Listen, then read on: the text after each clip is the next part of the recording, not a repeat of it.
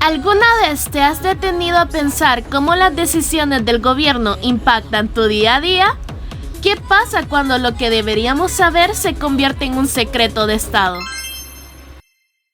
Bienvenidos al episodio El impacto de las decisiones políticas en la vida diaria de los salvadoreños, en base a las restricciones de la información pública en El Salvador.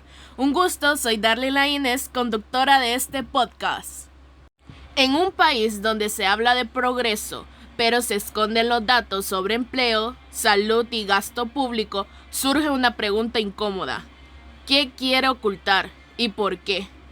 Hoy hablaremos del poder del silencio, porque negar información no solo es un acto político, también es una forma de controlar, y cuando no sabemos, no podemos exigir.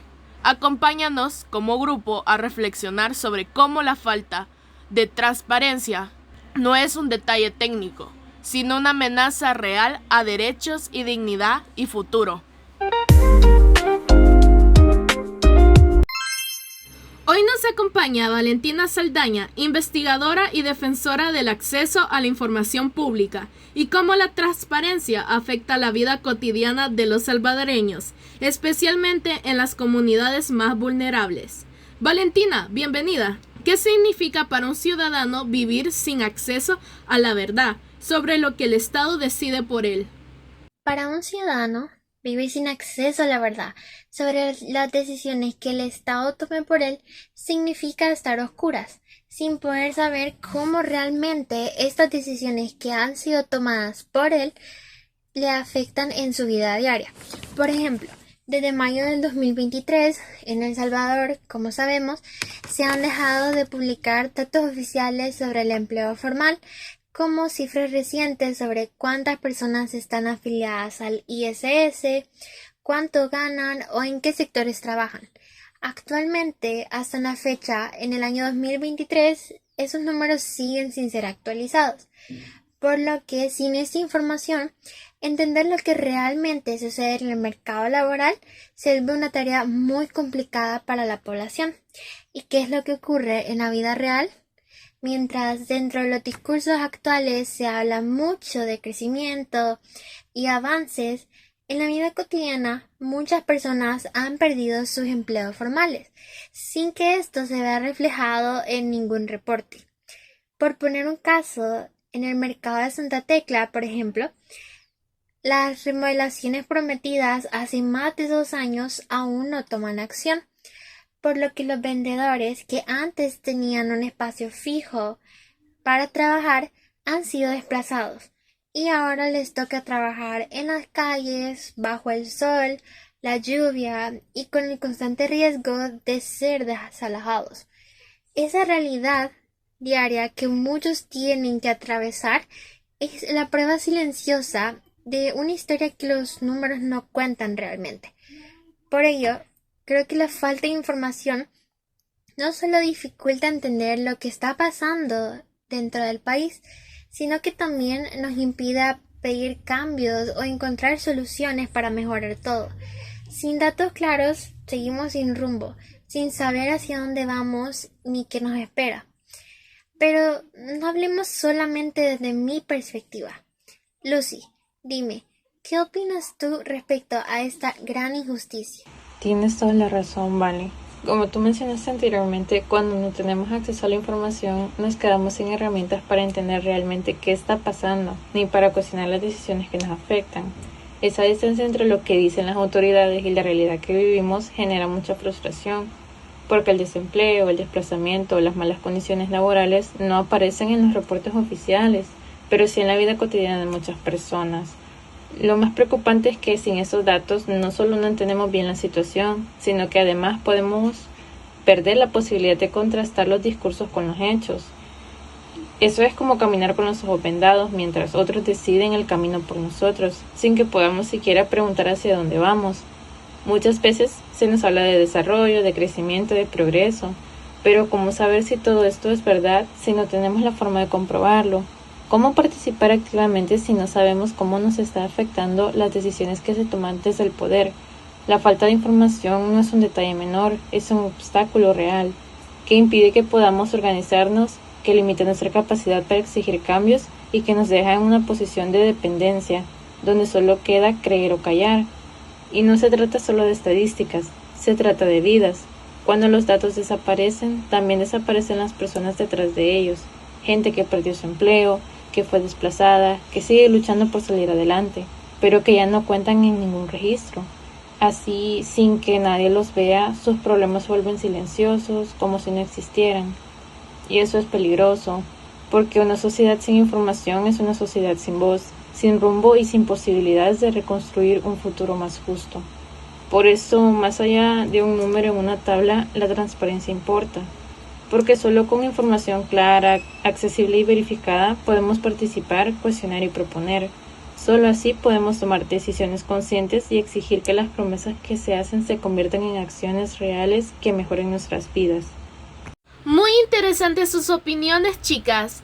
Hoy igualmente nos acompaña Jeffrey, quien ha investigado de cerca cómo la falta de acceso a la información pública afecta la vida diaria de los salvadoreños. Jeffrey, bienvenido al podcast. Y gracias por estar aquí y ayudarnos a entender lo que muchos vivimos en silencio.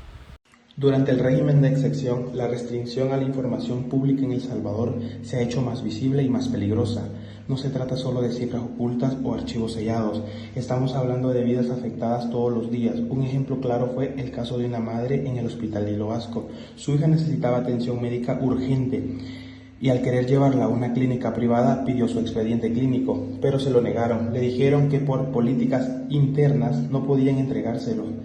Ese simple no significa empezar de cero, repetir exámenes, gastar más dinero, perder tiempo y sobre todo no tener el control sobre la salud de su ser querido. Y como ella, muchas personas siguen atrapadas en el sistema sin opciones reales. Cuando te niegan información médica, no solo están cerrando un archivo, están cerrando tu derecho a decidir sobre tu vida. Y esto no es un caso aislado. Conozco otras personas que han vivido lo mismo, madres, padres y jóvenes. A todos se les ha negado información básica sobre su salud o la de sus familiares. Y lo más preocupante es que a muchos ya ni siquiera se atreven a reclamar porque sienten que nadie los va a escuchar o que enfrentarse al sistema puede traerles consecuencias. Esto genera un ambiente de miedo y de resignación, donde lo injusto se vuelve normal. Yo creo que tenemos que hablar de esto, porque el acceso a la información no debería depender de quién sos o de dónde venís. Es un derecho, y si ese derecho se vulnera en un hospital, ¿qué nos queda en otros espacios donde también se esconden datos? Lamentablemente lo que dices es fuerte, pero necesario, Jeffrey. ¿Hasta qué punto esta falta de acceso a la información en temas de salud puede convertirse en una forma de violencia institucional? Personalmente, considero que negar el acceso a información médica no es una circunstancia menor, especialmente cuando se trata de la salud de alguien cercano. Desde mi punto de vista, esta situación refleja una contradicción muy grande. Primero, se nos dice que tenemos derecho a una atención médica digna, pero al mismo tiempo se niega el acceso a los documentos que permitirían tomar decisiones informadas. Esto no solo llega a limitar la posibilidad de buscar una segunda opinión o atención especializada, sino que también genera una gran sensación de impotencia. La salud es un tema demasiado delicado como para que esté sujeto a políticas internas de las instituciones públicas, las cuales muchas veces no se llegan a justificar ni explicar. Tener acceso al expediente clínico debería de ser un derecho garantizado, no una lucha constante con el sistema. Y cuando se niega, se rompe también la confianza que se le tiene a las instituciones públicas. En mi opinión, esta situación ya constituye una forma de violencia institucional. De nuevo, es un placer tenerlos aquí, Jeffrey y Valentina, y gracias por compartir sus opiniones y testimonios.